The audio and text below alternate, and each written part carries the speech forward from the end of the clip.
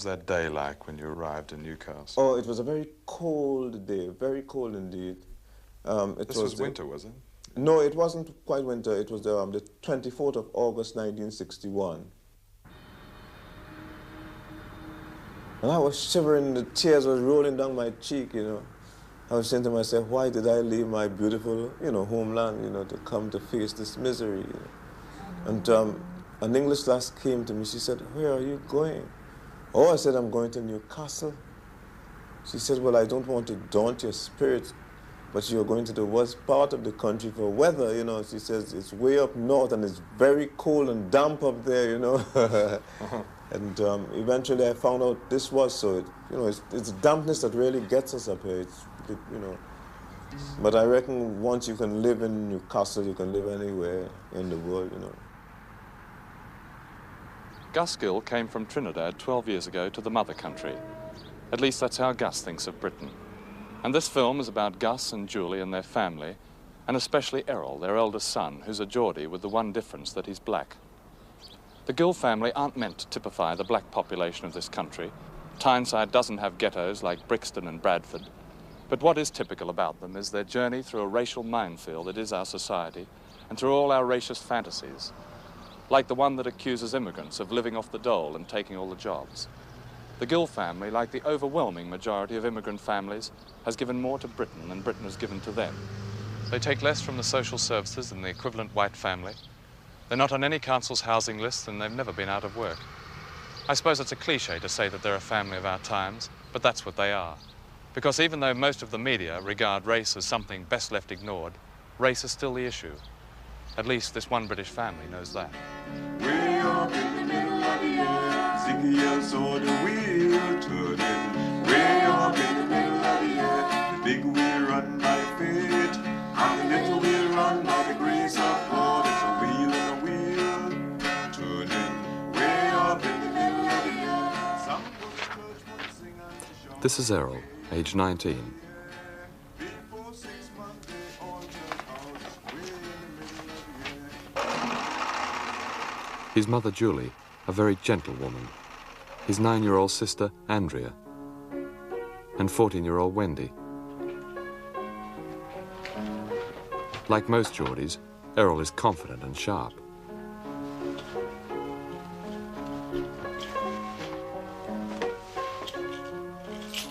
Judy is 7 and the youngest. Leon is 16 and on his way to an apprenticeship with Middlesbrough Football Club. Gateshead is Errol's turf. He was 7 when Julie brought the family from Trinidad to this industrial valley, the year after Gus came over alone. And since then, his school, his job and his home have all been here. By the grace of God, it's a wheel and a wheel turning. Way up in the middle of the earth. What do you miss about Trinidad? What do you miss? I miss Gus? the fruit, the weather in particular, the climatical conditions, it's just ideal. And friends, I've got, I had lots of friends in Trinidad. I've got lots of friends in England now, but you do feel homesick now and again. There's no place like home, really. Gus, did you get a shock when you encountered the first expression of prejudice? Yeah, I was indeed, not sure, I wouldn't call it surprised, because, that sort of thing never happens in the West Indies, The thing is this, if you have got the money, you can go anywhere. You can go to the country club. I have been to the country club many times, but singing, but once you have got the money, you can go, nobody will stop you. You can build a house anywhere. You can buy a house anywhere. You don't find these prejudices. But if you don't have money, people sort of look down on you. That's the sort of thing. Had you expected to find any? No, not at all, Prejudice, because I knew quite a lot of English people in Trinidad, and I got along marvelously well with them. And what was it? What was that? The first time that you ran into racial prejudice? Well, the first difficulty was, when I heard the remark by this cripple, when he told the lad that went to his assistant, take your hands off me, you're a black bastard. I was shocked. I never thought that I would hear such a remark from, people from a civilized country. This is the west end of Newcastle, Tyneside's small black ghetto and Gus's introduction to a civilized country. Rocky Byron is Gus's oldest friend. Rocky was working in a foundry when Chris Mullard, the author of the book Black Britain, took him into community relations work in Newcastle. Since then, Rocky started an experimental club for black and white kids. And this is the house in Warrington Road where Gus came when he arrived on that rainy day in 1962. He was then at the bottom of the hill and the bottom of the heap. And the bottom of the heap for Gus meant a casual job with British Railways, a week's work for just £7.10. There's one fact that the black man has to face. There is no middle road. If you're a black man, you're a black man. I am not saying that as black people, or even Errol, that we shouldn't conform to certain things within the structure of the society. But he must realize, he must preach, he must say, I'm black. Once he's going to walk outside with a false identity, once he's going to feel that because all my friends are white, and because they are patting me on the shoulder, that I can walk into an office or go and ask for a job with the assumption that I'll be taken for white, well, that's it, he's finished. This is Moore Street, where Gus took his family from the ghetto, partly thanks to a loan from his old friend Rocky. This was the white society whose acceptance was so important to Gus, and he moved his family into number 63, the only black family in the street. Gus was now halfway up the hill. Did you know Mr. Gill, his dad, very well? Yeah. Keeping all right? Yeah. Your mum and all? I see your mum pretty often, When they first moved in, was it a surprise to all the neighbours having coloured family in the street, or did it matter? I mean to say, some people, are not like what I am. I mean to say, I'm not prejudiced at all. Yeah. Never have been. I mean to say, I was out in India for a long time. Yeah. And I got used to these people. Yeah. In those first days when the Gill family arrived, was there a time that they had to get over to be accepted, or were they? Well, I don't know. I think they were pretty well accepted here, more or less, because well, we took to them straight away. Your mum and dad. I'll tell them that I've seen you and you've said hello. Yes. I'm very pleased, anyhow. Right, we'll be all right. Well, Right. bye-bye then. Well, thanks. Take care. You want to See you then. Cheerio. Bye-bye now. Take care of Okay, yourself. all the best. Cheerio. Bye-bye.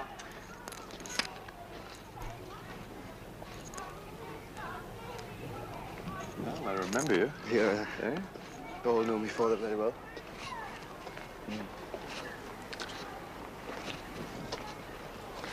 I knew he was singing, all right. Fun? Did they hear him singing? Yeah.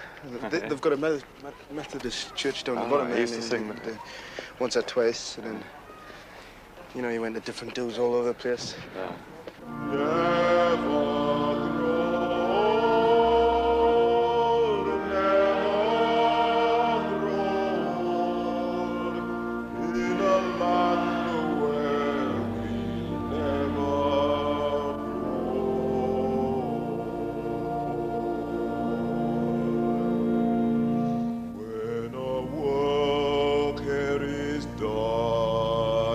The life crown is won, when our troubles and the trials are o'er.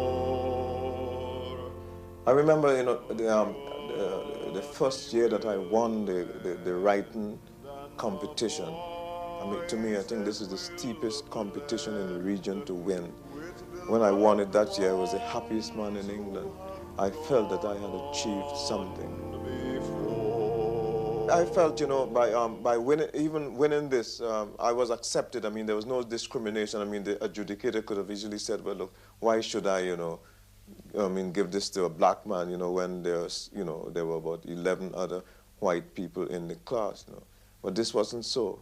And I felt then I was accepted as a human being. Do your children, particularly your older children and Errol, do you think they understand the struggle of immigrant parents? No, they don't at all. No, they are just like the English children. They feel very much English, Act the same and, everything like the English children. Of course, I don't blame them. They're not wrong in this attitude. But of course, they don't know the problems of immigrants at all. Well, they don't regard themselves as immigrants. No, they don't, you see. No. And there's no reason, really, why they should. Why they should, really. Is there any time during the week that you talk with your father? I mean, do you have any, is there any time that you have any kind of relationship with your father? Not really, because he's on night shift, you see. Well, by the time I come in from work, he's nearly ready for going into work, you see. But apart from that, do you have a relationship with your father? Well, not really, you know. Could you imagine the struggle that he's had since he arrived here? Do you know much about that? Can you imagine the struggle that he's had? Well, I've never really thought of it, you know. I've just leading my life and I'm going along, you know. I'm finding out all the problems myself. Yeah. Gus is a foreman at this bakery and very proud of the job, almost grateful in a way that Errol and his generation would not be grateful. In return, the company pays him just over £40 a week for working from 7 at night to 7 in the morning, 6 days a week. Oh yes, and they've put him on the staff. The white world has given Gus what he regards as a final and precious acceptance. Gus's first application for a job was at Dunlop's, and the anti-discrimination laws had not been extended to jobs then. So he got on to Dunlop Rubber Company. I was standing in the office there with him. And the chap said, I heard the boy says, oh yes, we need 3 men. So the chap said, well, I've got a chap here, he would like to work constant night shift. So I heard the voice said, you know, on the telephone, would you send him down straight away? So he said, oh yes, I can do this. He said, but by the way, he's West Indian. And the voice said, oh, we don't want any colored people here. Don't bother to send him. Well, of course, I can imagine, you know, I could have seen that the bloke was, the chap, you know, he was embarrassed about this. And he said, well, would you not reconsider what you have just said? And the voice on the phone said, I have nothing to reconsider. And he slammed the receiver down. And the chap at the door said, Mr. Gill, he says, I must apologize about this, you know. And he says, well, look, I'll tell you what. He says, I'll make it my business to try to get you a job. He says, anything that comes in, you know, we'll send for you at home. He says, don't bother to come, we'll make it our duty to send. And one day, of course, I was in the house and this card came to the letterbox telling me to call to the door straight away. I went down and they said that Denton's Bakery wanted a night shift packer. So the next morning I came down at 9 o'clock and I saw the shop's manager and he interviewed me. He says, well, I'm expecting some other people, so you'll be hearing from us. So I was a bit suspicious, you know, so what I did, I went back to the door and told the chap, I said, well, this is what they told me, but I don't think I'll hear from them. So he took the card, he said, Mr. Gill, look at this. I'm tearing this card if nobody else is going to go down to Denton, you know. And we'll make sure that they send for you. Yeah. But anyhow, by 2 o'clock, I got a call from Denton's asking me if I can start the night. And I started, that was the 4th of April, 6 years ago, you know. And well, I started as a packer, and within 6 months I was made charge hand, and about a month after I was made foreman. So I've been foreman now over 5 years. Whereas Gus has struggled and is grateful, Errol is the opposite. Errol is a bonus clerk in a firm making beer kegs. Unlike Gus, he feels no need to crave acceptance because he's grown up here and he regards himself as no different from any other young Geordie.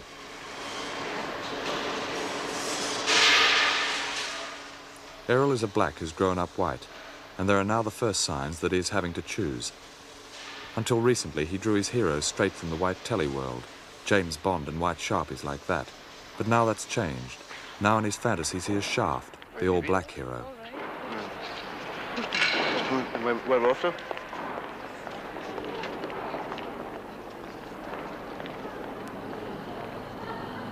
There seems to be a lack of communication between the immigrant father and the Geordie son.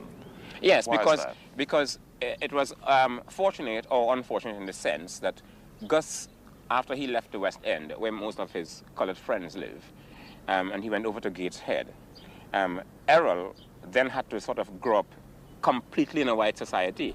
all his friends are white, even from his time of going to school.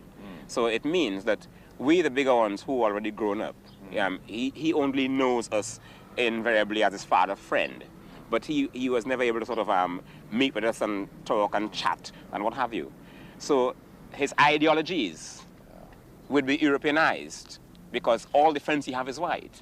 Isn't that a danger then, that he's really growing up with a mental white skin, which means the problems that he might run into later on are going to hit him all the more harder? Well, this could be so. This could be so. And here's where the father has to play an important part. Yeah. Because here's where the father has to bring him back into reality.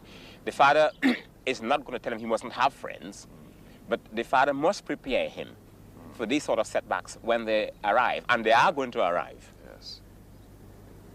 Do you think Errol is being prepared for that? No, I don't think he has. I don't think he has. So he's in for some shocks later on, do you Well, think? he is, and I'm positively sure. Mrs. Gill, do you worry at all about the future of your children? Yes, I do. In what way do you worry? Well, I'm in school, and the jobs they're going to do when they leave school, you know. Particularly Wendy, you know. I always feel she's got a more hard time than... Can Errol get along easier? Yes, better I think than... Errol can get on better as he's been a boy, you know. And he goes around a lot, you see. But Wendy hasn't got anybody to take her out or to go out with, you see, and I'm that busy, and her dad Yes. always, you know. How old is Wendy? Wendy's 40. 40. Does she have a boyfriend? No. No. When Enoch Powell started to make his speeches, his inflammatory speeches, how did you feel then? How did you feel particularly after that 1968 speech of his? Well, I tried to hate the man, to tell you the truth, but then again, my better judgment told me that I shouldn't. But I could remember after he made the speech, I was going to work one night. And just as I got by that telephone case, there was about 7 chaps coming up Whitehall Road. And you should have heard the remarks, you know, you black so-and-so, why do you not go back, you know, to your country? We don't want the likes of you here. And some of them started to sing, you know, bye-bye Blackbird and things like that, you know. And that old black magic got me under a spell and things like that, you know. You know, it was sickening, really. But I mean, you know, 7 blokes, I just walked by and never answered. Did you think at that time that you might like to go back? Oh, yes, I did, you know, I did. Because lots of people are quite prepared to accept you. As long as you're not living next to them, you know, or as long as you're not sort of associating with any of their relations. It's all well and good to associate with somebody else's relation and, you know, they're not prejudiced, but once, you know, you have walk on their threshold sort of style, then of course you see the sort of thing come out. How would you feel if Errol married a white girl? Well, I'll not feel indifferent at all. I think he hasn't got any choice. I mean, the point is there are so few, I mean, you know, so I'll wish him all the best. And you, Mrs. Gill? Well, it's the same, you know. Doesn't matter. You know. Well, it doesn't matter to me. You have all my blessings. On that day, Gus didn't know just how prophetic his blessings were. He knew Errol was involved with a white girl, but he didn't know just how involved. Susan has been Errol's girlfriend for 2 years. She lives on the top of the hill in a middle-class world where there are no blacks. And Errol's entry into this world on the arm of a white girl has been traumatic. Traumatic not for him, but for the whites on top of the hill. All over Britain, there are small intermarried multiracial groups like those of this party. They're often beleaguered, for as Rocky's wife Doreen says, if you're married black, then your friends are those who've done the same. But what is important about them is that they've come through the most tumultuous racial period this country has known. The years of Powell and immigration panic, and most of the marriages have made it. When we were all sitting at midnight last night in your house and you told us that you were pregnant and that you were going to get married, what were your feelings then? Were you frightened, or were you hopeful, or what? I think I felt more relieved. More than I anything. did. Yeah. I was glad that, you know. Why did you keep it to yourselves so long? You kept that to yourselves for almost a month, didn't you? Yeah. I would have kept it for longer if you know Longer. what I said. That must have been agony. Were you worried about telling your parents? I was. No, not my parents. Yeah. I wasn't worried. But I was because I'm very close to my mum, you know. Yeah. And I respect her very Yeah. much. What she's done for us, you know. What did your mother say when you told her? You told her this morning. Yeah. What did she say? Oh, well, no, she wasn't shocked. Well, she was stunned, but not as much as what Susan's mother was. You know. And she took it all right. Yeah. Are you looking forward to the fact that you'll live in marriage and the baby will make your life fairly ordered? You will have a pattern, a routine of living. Are you both looking forward to that, to settling down to that situation and bringing up a family? Is that a good prospect to you, Errol? It'll have to be now, really, because I didn't think that would be... Because I didn't think I was cut out for anything like that, you know, marriage. You didn't think he was cut out for it, yeah. Because I think he's too young, and I'm too young, definitely. But... You're 17. Yeah. And you're 19. Has the climate changed to a point where you could say it's going to be easier for Errol and Susan than it was for you and Doreen as a mixed marriage? No, I wouldn't say so. How I see it is a lot depends on your area where you're living in. Because let's face it, there are areas here where the people are more sort of liberal-minded, and there are areas where people turn their noses up. I mean, because even in this present day and age, at times, if you're walking down the street with a white girl, people looks back. So a lot has to do with your area. So I wouldn't say that time really has so much to do with it. A lot depends on your area, because don't care how long things goes on here in Britain, there always are going to be the type of people who are not going to appreciate mixed marriages. So I think a lot has to do with your area. And I couldn't see Gateshead as being an easy area for him. Do you think white girls of your age these days don't think twice of going out with young black men, marrying young black men? It doesn't matter anymore to your generation. I do. Is that? I think they do. Some of them do. Some of the ones that care, you know, the respectable ones. But the other ones, there's a respectable kind and there's not respectable kind, you know? Yeah. Some girls aren't, some girls aren't. The respectable ones always think twice. They think twice? I did. In what way did you think twice? I thought, well, what did my mum say about this, you know? And going out with a colour boy. When I told her, I said, oh, Mum, I've got a date. She said, have you? She was really pleased, you know, because it was one of the first ones that I had. And I said, but it's with a coloured boy. You should have seen her face. It was really went straight, it dropped, you know. Do you think, as two people who are going to contribute to it, do you think there is ever a chance that we might have a peaceful, truly multiracial society? Have you ever thought about that? Between everybody, you mean? Maybe it's the younger generation, but not the older generation. But you think amongst the younger generation there is a chance? Oh yeah, the younger generation. Not the older generation, because I think they're more... Oh, what's the word? I think they're more... They want to be more dominating, you know, they want to... The younger generation to do what they did. You know, we have hard times what they did. Yeah. But it's not that way now.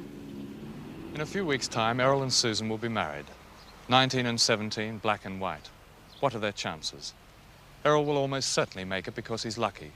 He doesn't live in a ghetto like Brixton, and he's not one of those young black Britons whose antagonism to our society, their society, is so great that they start school speaking Cockney and leave speaking West Indian.